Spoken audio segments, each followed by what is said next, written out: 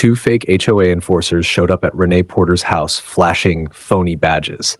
Minutes later, one was on the lawn gasping for air, the other begging for mercy. The California morning light stretched lazily over Silverbrook Estates, the kind of neighborhood where lawns looked identical and smiles hid secrets. Derek Porter, a tall black man in his 40s, stepped out with a mug of coffee and a garden hose, ready to enjoy a quiet Saturday. His wife, Renee Porter, soon joined him, barefoot, radiant, laughing into her phone. She wore her workout gear, still glowing from her morning run. The calm between them felt earned. But calm never lasts long when arrogance wears a uniform. A matte black SUV rolled up the street like a shadow, its engine low and deliberate. Derek frowned as it slowed in front of their driveway.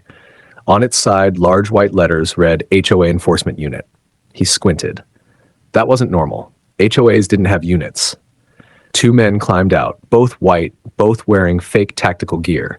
One was bald with heavy arms and a cold stare. The other, younger, held a clipboard and wore a smug grin. The bald one scanned their yard like a predator, his tone flat and dismissive.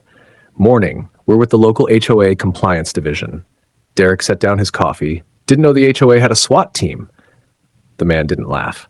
We received a complaint about unauthorized modifications to your landscaping and improper equipment storage. Renee lowered her phone, puzzled. What equipment? The bald man ignored her completely, eyes sliding past her like she didn't exist.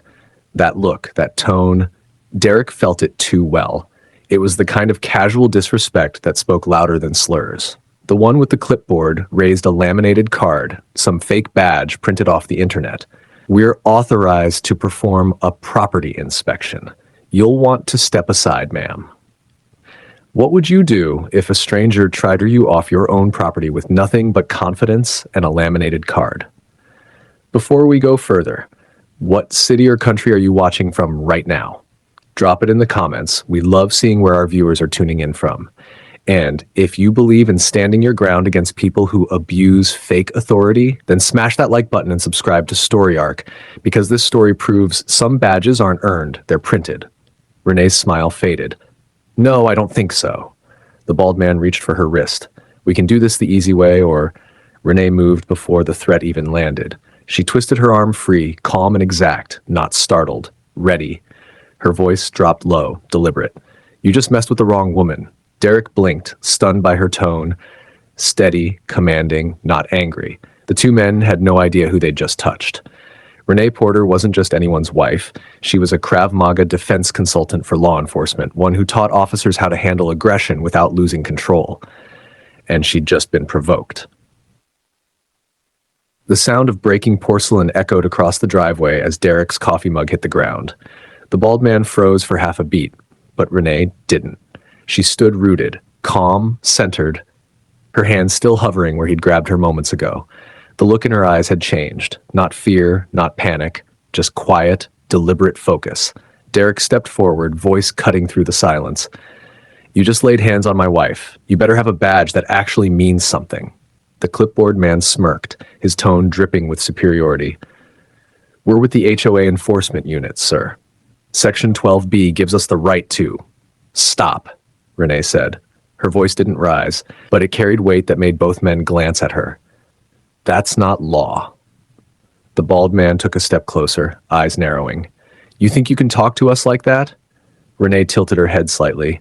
You grabbed me on my own property. You don't belong here. Derek noticed it immediately, the subtle way the men looked at them. The dismissive tone, the half laugh. It wasn't about landscaping. It was about who they were. A black family in a neighborhood these men thought they owned. The clipboard man gave a mock smile. Ma'am, people like you should read the fine print before buying here. Derek's jaw clenched. Say that again. But Renee didn't need him to. Her calm was scarier than anger. She took a controlled breath, body squared, voice steady. I don't need to prove anything to you. I train law enforcement officers in Krav Maga how to control a fight before it starts. If you think I'm one of your frightened homeowners, think again. The bald man scoffed, flexing his hands like he was gearing up. Lady, this isn't a class. Renee gave him a small, knowing smile. You're right. It's a lesson. The moment stretched. Derek felt it coming, the shift in weight, the shallow inhale before aggression. The man lunged. Renee moved first. A pivot, a short, precise palm strike, clean as a photograph. It hit square in his chest with a dull thud, driving the air out of him. He stumbled back, gasping, eyes wide in disbelief. That, Renee said evenly, Vida lowering her stance, was me holding back.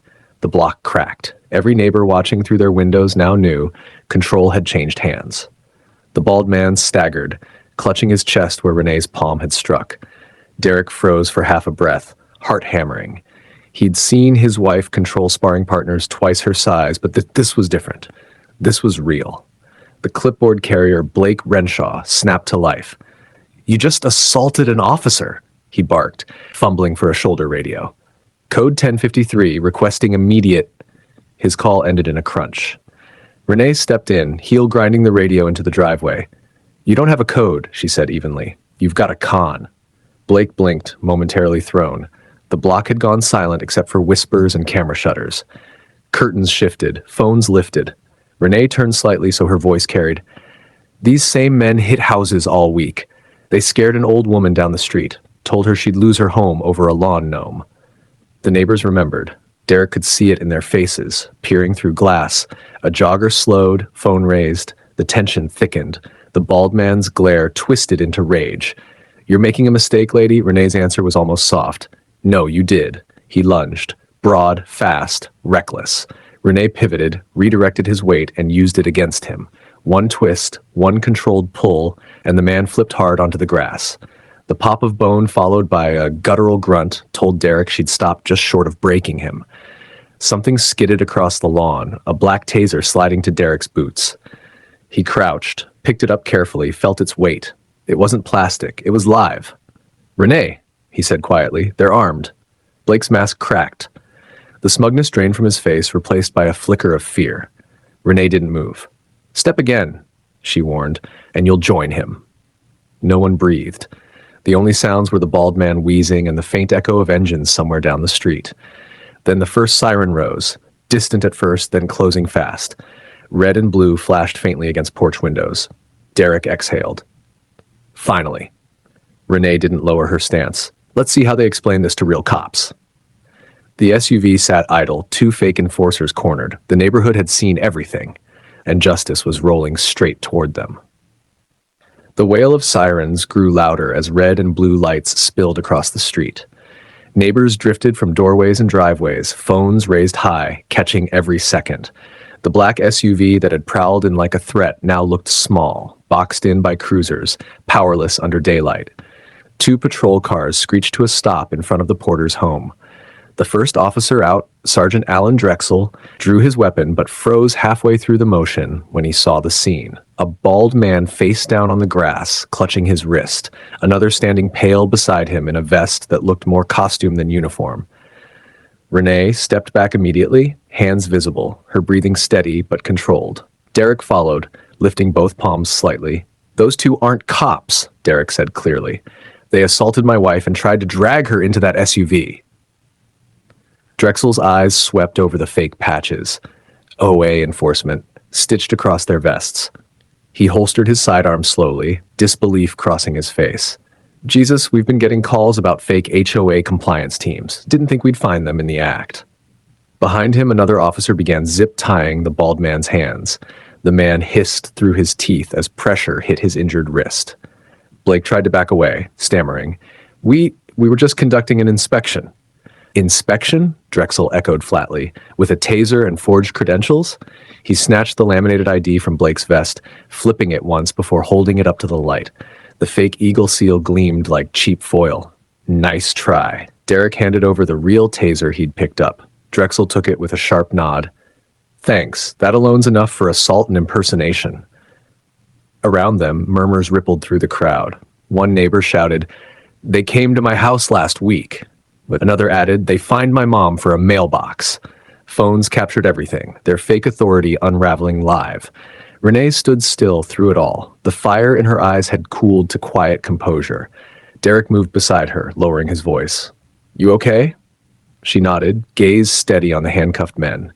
"Yeah, just tired of people thinking they can show up and take what isn't theirs." As the officers led the imposters toward the cruisers, Derek looked over the neighborhood. Neighbors still watching, phones still rolling.